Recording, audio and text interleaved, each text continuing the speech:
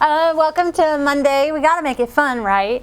So you don't want it to be dry. So my name is Larissa, and with me today is City Manager Gerald Gilbert. April Fools. You picked up way too quick on that one. Good try. Way too quick. We do have some cool stuff to talk about, so we're just going to go right into it.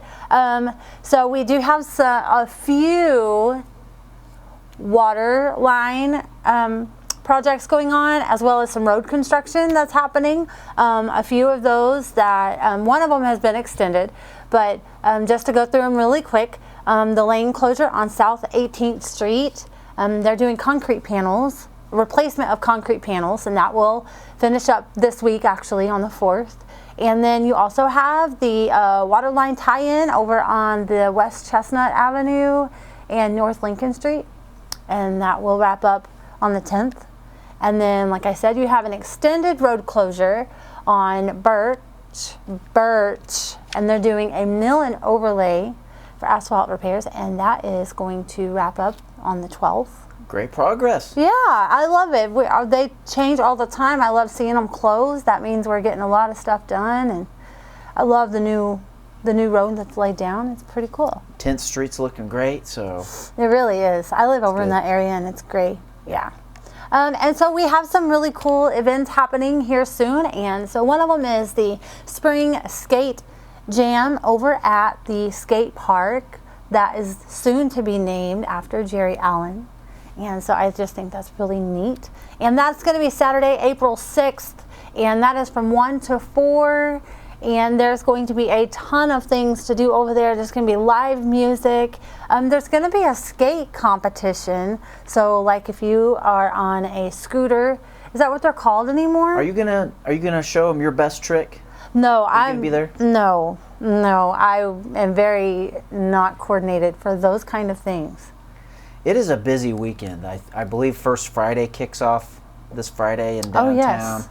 At Stride Bank Center, they have Hairball coming in to do a concert. There's a lot of activities going on this weekend. Mm-hmm. There's always something to get plugged into, for sure. But if you've got a good trick, then you need to go out to the Spring Skate Jam and show people what it's all about. Yeah, and it's not just skateboards. You can bring rollerblades, or you can bring scooters, or is that what they're called? I don't know. Yeah, scooter. That's what they're called? Yeah.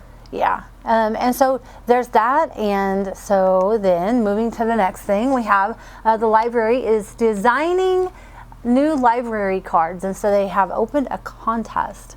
And this, I do have some information, not memorized, but I will read it to you. This is geared for Garfield County youth, 12th grade and under. And so this will be open through Tuesday, April 9th. And the entries will be judged based on creativity, originality, and how well the design captures the create, learn, and grow theme. And the design chosen by the artist will be 2 categories. It will be 5th grade or younger, and middle school or higher, like in high school. I love it. I think it's a great idea. I do too. I've been a part of the Martin Luther King Jr. celebration that we've done for the last 4 or 5 years. And next year, our t-shirt design is going to be art that was created by a student from this past year. And so I love that too. Just the idea of incorporating some designs that youth build, that youth create, is just awesome. It's just great community buy-in. If you want more information on this event, feel free to give the library a call. You can call them at 580-234-6313, or you can go in, or you can get more information at enid.okpls.org. While we're on the subject of the library, I wanted to bring something up, and I forgot my prop, because a week from today is the total solar eclipse that's going to be coming over this country, and it's going to be east and south of here. But at the library next Monday, they have those cool eclipse viewing glasses that are available, 1 per person at the library. So if you want a pair, then go into your public library, and 1 per person you can get from the library starting on Monday. So if you want to view the eclipse, those are like almost like welding goggles. They are so I mean, you should not be driving wearing these glasses. Not at all. Not at all. That's a great event to mention. Good job. And so then we also have something else that we need to let you know about. So on Thursday of this week, there will be a internet outage. Did I word that correctly? Yes. Okay. So they are doing equipment upgrades, and I don't have this information memorized either, so I'm going to read it to you. So this will be on Thursday. It'll be from 4 to 5. This will affect payments. They won't be able to answer the phones or anything like that. And so if you have any business to take care of, like paying fines or whatnot, I believe you can still go online and do that. Prior to 4 o'clock. Prior to 4 o'clock. Right. Yeah. Yes. Yep. And so there's that.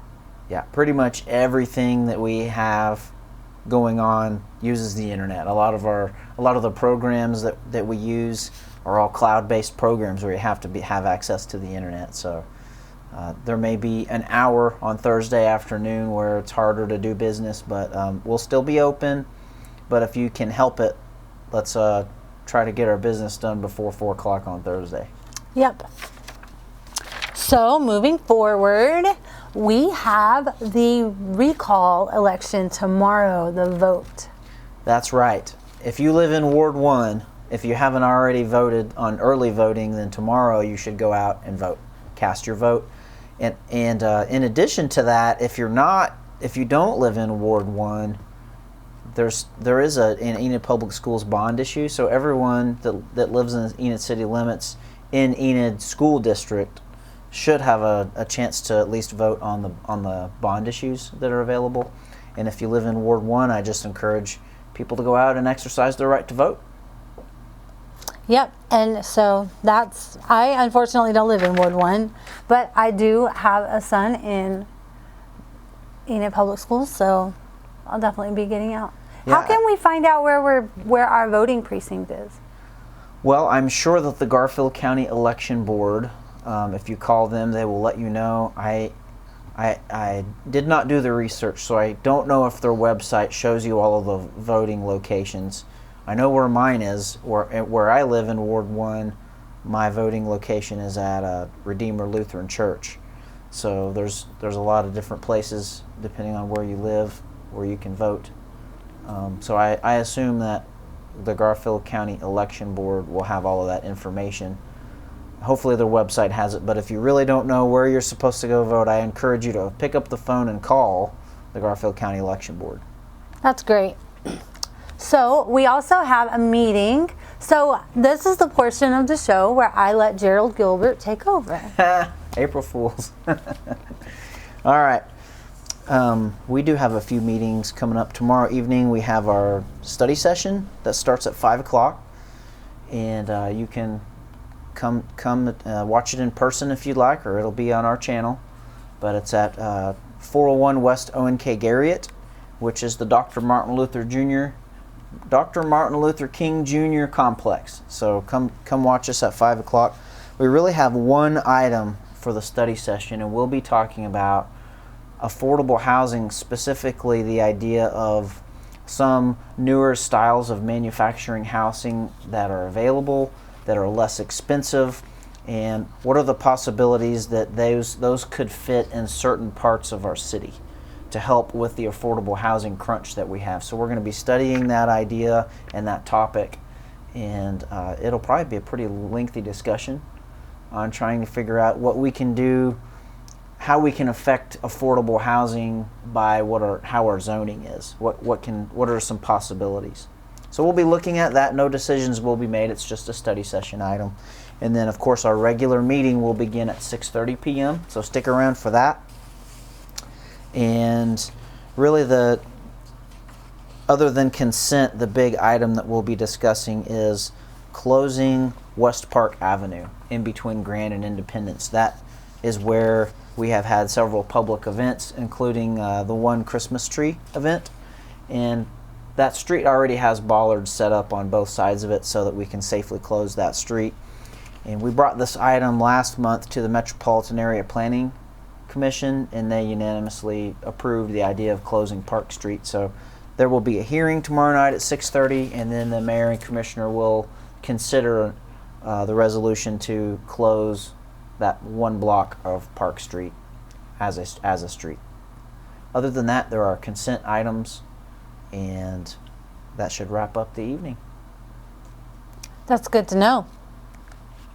As he said, he has the commission meeting. Then I know that we have the MAPC meeting coming up, and then we also have City Connect that you can download, and you can stay connected with all the things that are going on. You can stay informed, and so I think that's the end of our show.